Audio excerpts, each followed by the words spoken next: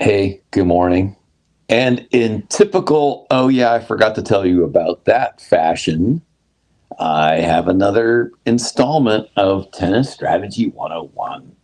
Um, and so, there's this interesting thing called the false summit. So I don't know if you've ever climbed a mountain or whatever, but I've climbed up to 10,000 feet before, and you get up that high, and there's this funny thing that happens. You get to a ledge, and you're like, we're coming to the crest, and you can see the top of the mountain up there, and you're like, we're 5 minutes away, you know.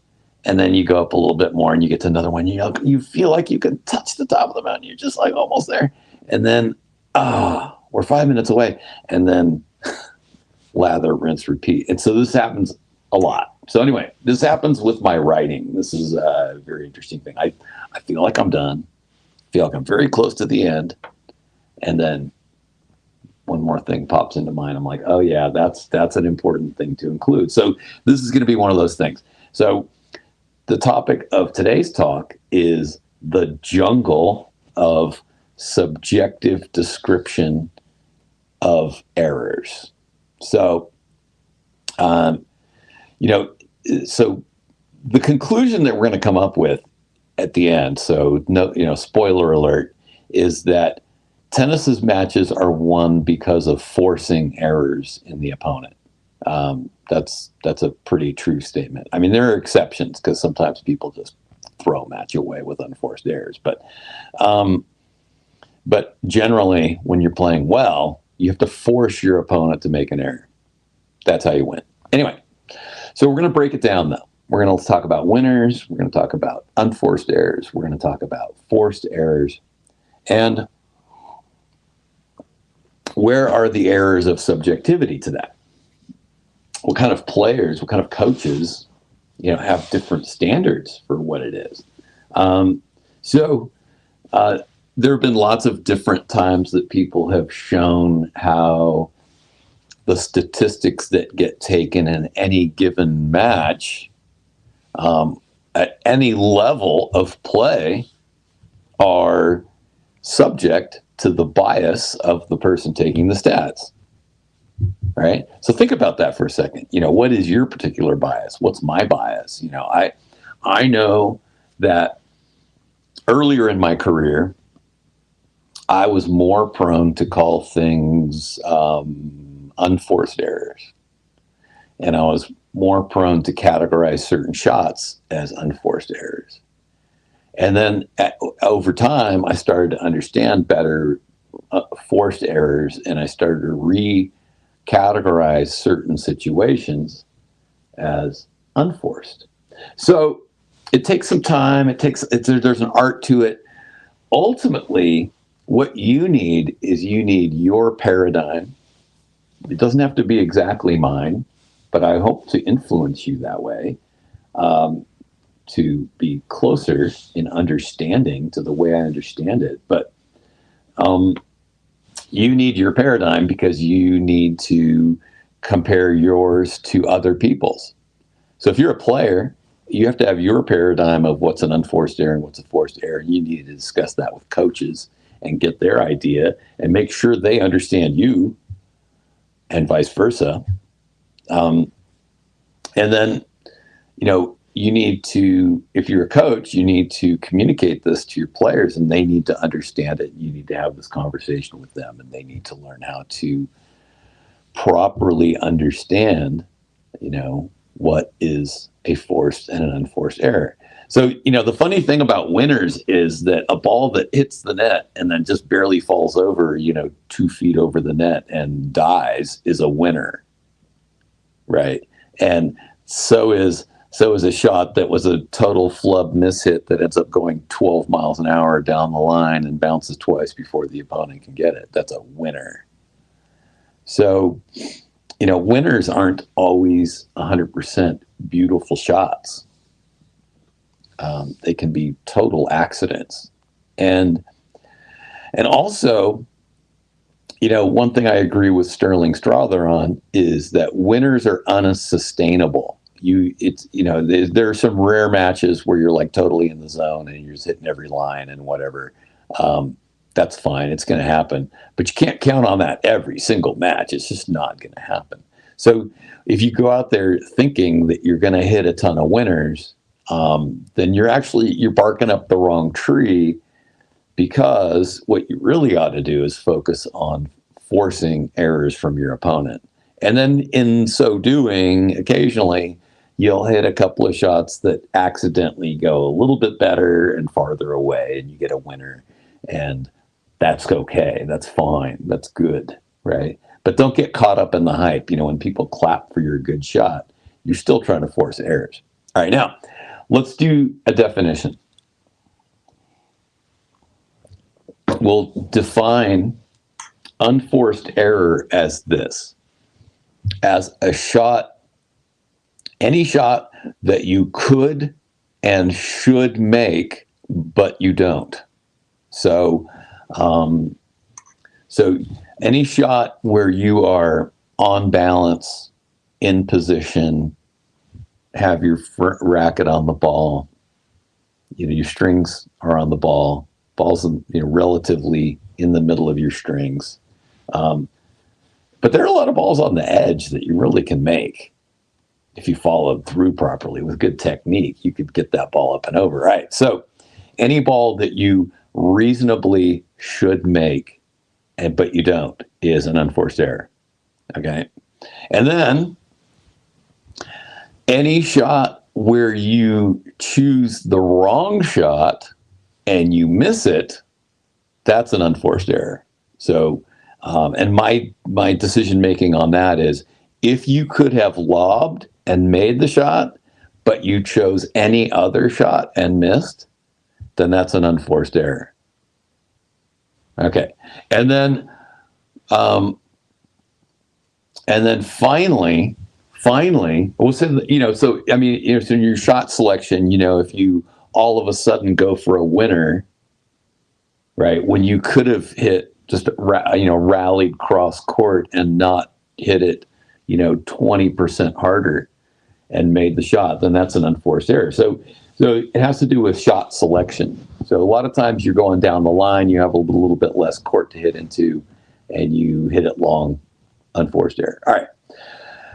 A forced error is when there's something about the incoming ball that puts you under significant pressure. So either you have to move so much that you're at the extreme of your athleticism, and you're just barely getting a racket on the ball, or the pace of the incoming shot is such that it creates an error, or the height and relative depth of the shot creates an error, or the shortness of the ball or the angle of the ball. So something that your opponent has done to make you miss. So then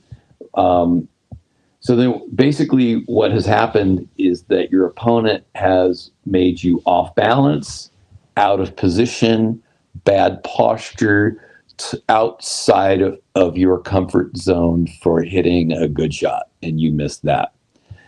So there's a little bit of gray area between those two things, and that's fine. Don't argue about the gray area. I don't think it's really worth an argument. But coming to an understanding, hey, I think that might have been an unforced error because I really believe that if you had simply lobbed, you would have made it, right? Okay. Because think about it.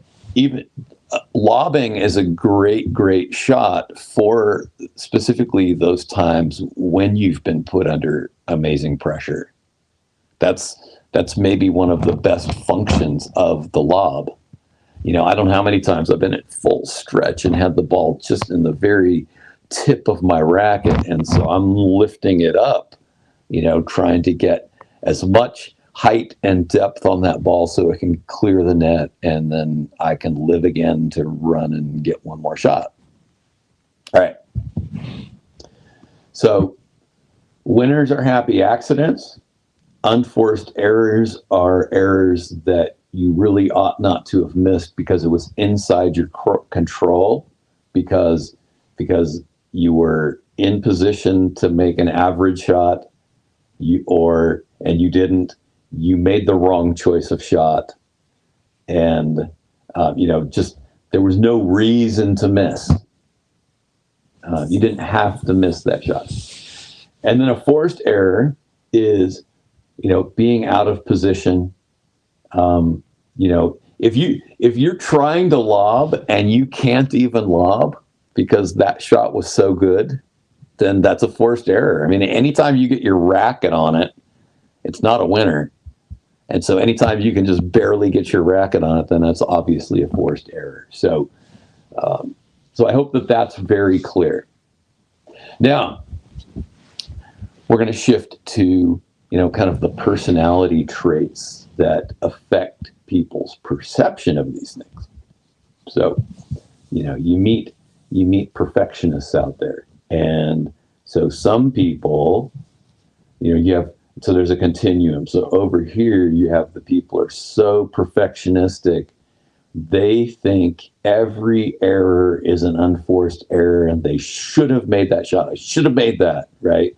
And then they don't account for the fact that somebody hit a 90-mile-an-hour ball to the corner and they just barely got their racket on it.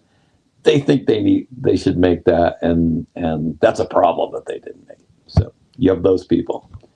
And then all the way over here, you have people who don't blame themselves for anything, right? So, any shot, they're going for too much. They're hitting the ball out by 5-10 feet, and then they blame something else. I mean, it's kind of unrealistic for them to blame their opponent if they're going for too much, but they find a way. So it's like, I don't know. You ask them, how come that ball's going out? I mean, could you make a different shot and make it in? I don't know. So, they're just sort of not really cognizant of what they're doing, but they'll blame the universe, for conspiring against them to make them not win. Right? And then you have everybody else in between.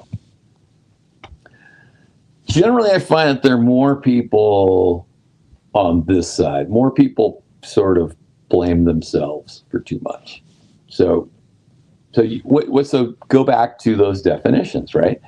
Was that ball completely in your control? Did you have the ability to set up and be on balance and meet the ball in the middle of your strings? Then you really do need to make that shot.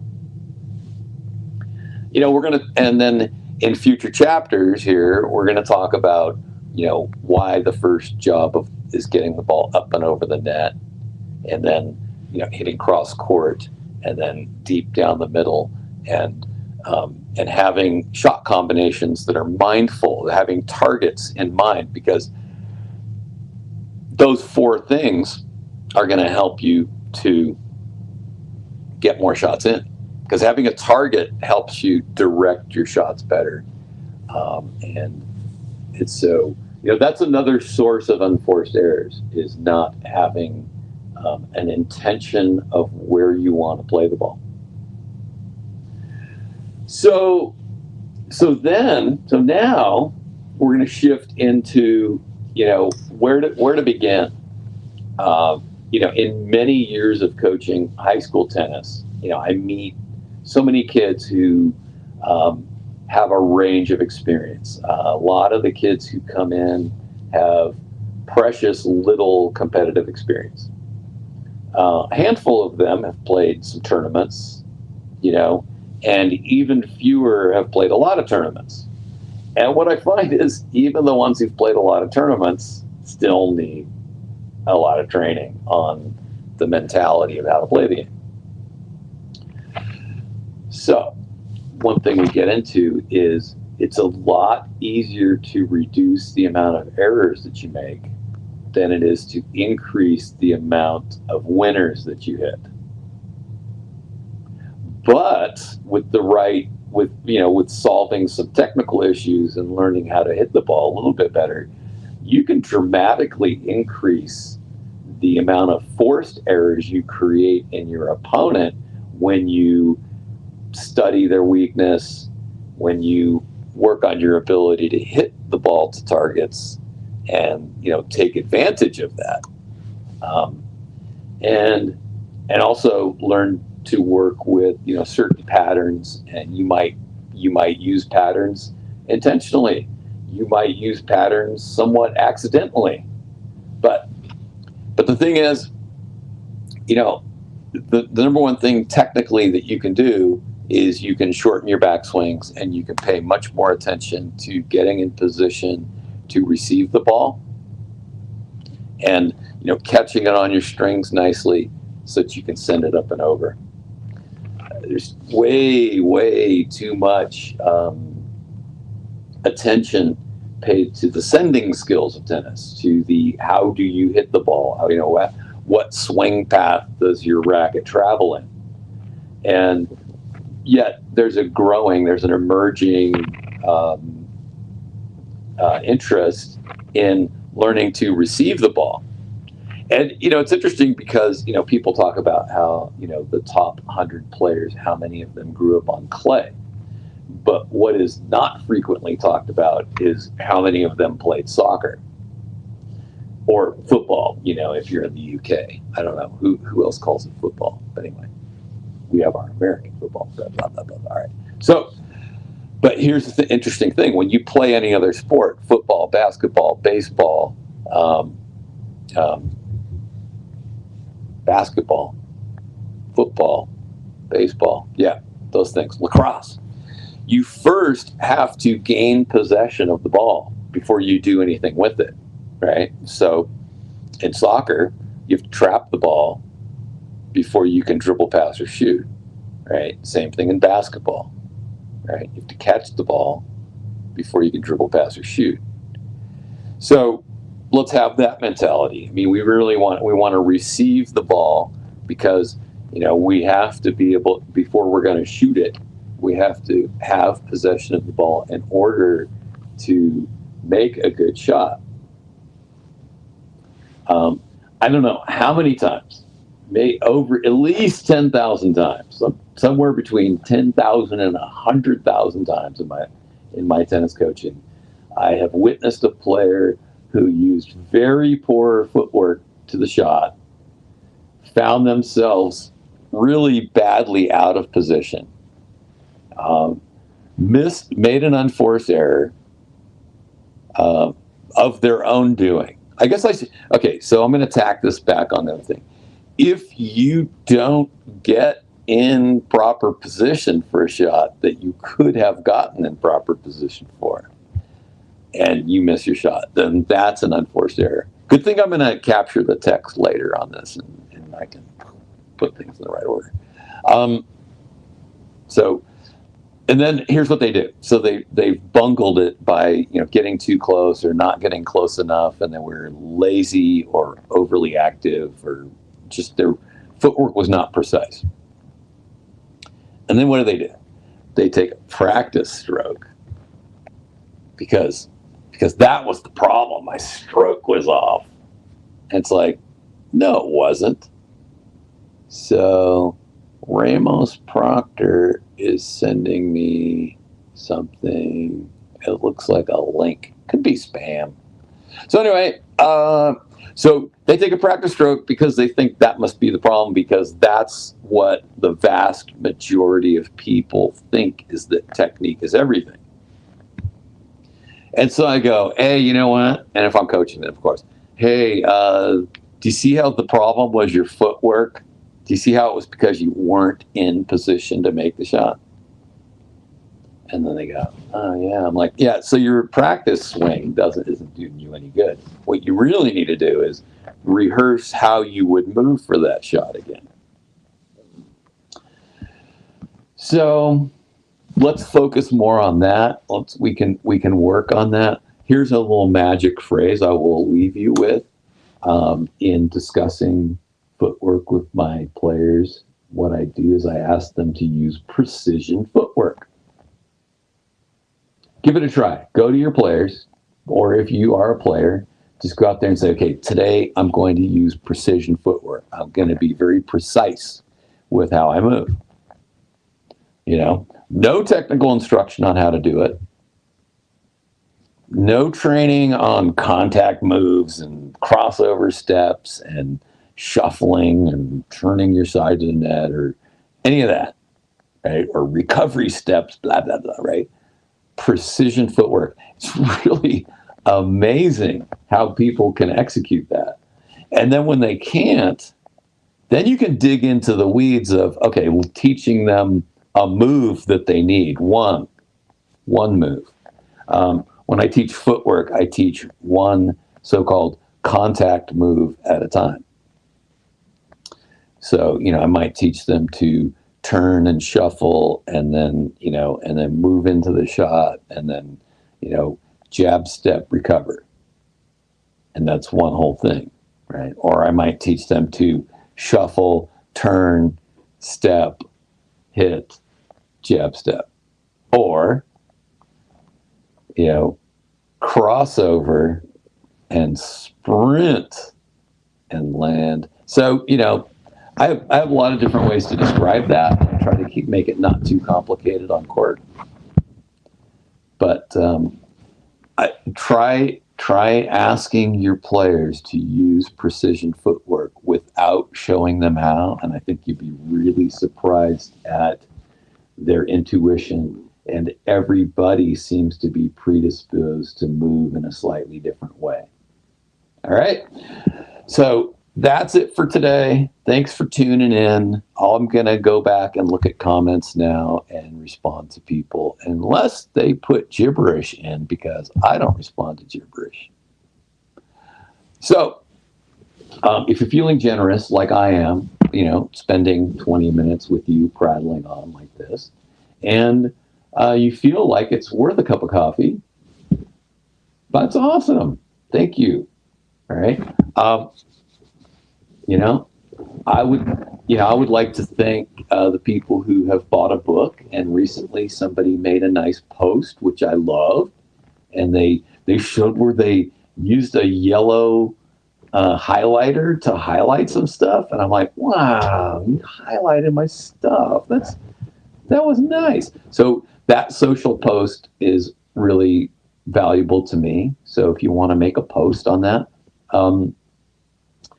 in the YouTube description, you can, if you want, you can spend like 2 to 3 minutes or maybe up to 5 minutes, I don't know, and go write a review for one of the books that you've read. So those reviews really help me gain in the algorithm. And then remember, spend social digital currency with this thing. So just go like, subscribe, bell notification, and share, share it out to your friend. And somebody shared yesterday, and I forgot who that was, but when I see that the post has been shared, I'm just like, yes, thank you. All right. So you know who you are. I'm going to go back and look, but and do that with content creators that you like. Share their stuff out, because if they're doing better, then they can share more. And I like what David Meltzer said. He said, I give so that I can give more. And I think that's the best way to think about it, until I come up with a better way to think about it. But some people give so that they can receive. Gary Vaynerchuk says, as soon as you give with an expectation of receiving, you lose. Right? So I have no expectation. I'm only thankful, and I hope you're thankful that I do this, and I will leave it right there. All right? Thanks for spending 24 minutes with me, and hope to see you soon.